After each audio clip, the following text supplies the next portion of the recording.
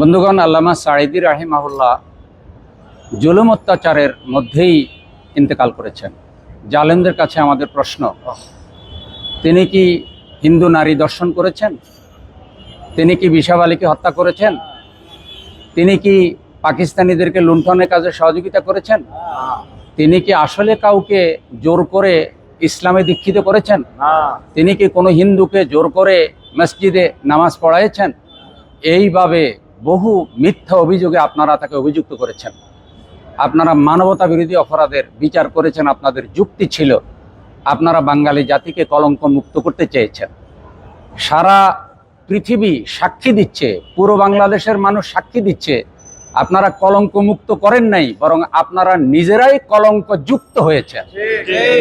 এবং সব মানুষ আপনাদেরকে অভিশাপ দিচ্ছে, আল্লামা সাঈদীর জন্য দোয়া করছে।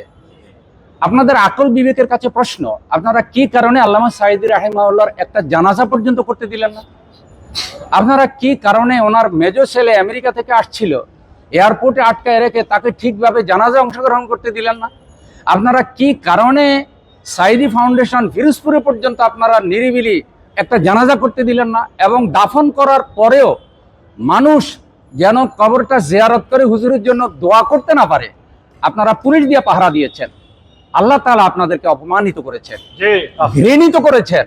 আর আল্লামা সাঈদীকে আল্লাহ তাআলা শ্রেষ্ঠত্বের আসন দিয়েছেন, জগতের সব মানুষ তার জন্য দোয়া করে। আর আপনাদেরকে অভিশাপ দেয়। আপনারা পৃথিবীর কোথাও থাকার জায়গা এখন পাচ্ছেন না।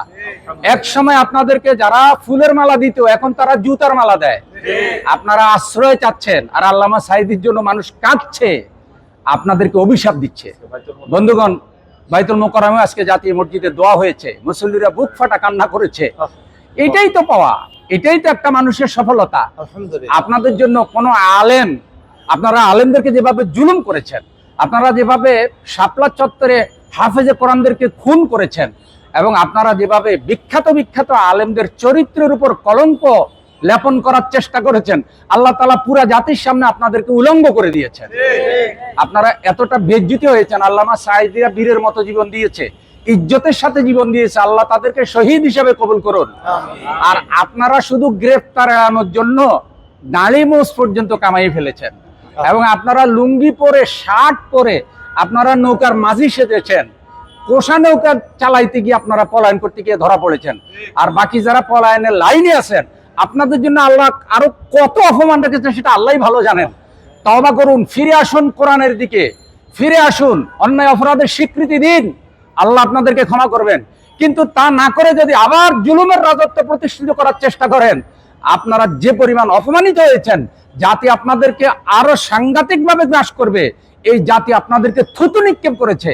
মানুষের ভালোবাসা পেতে হলে প্রকাশ্য ক্ষমা চান যে আমরা অন্যায় করেছিলাম, কিছু নিরীহ মানুষকে আমরা খুন করেছিলাম, এবং আল্লামা সাঈদীকে আমরা আসলেই অন্যায়ভাবে বিদায় করেছে। কিয়ামতের দিন কি জবাব দিবেন?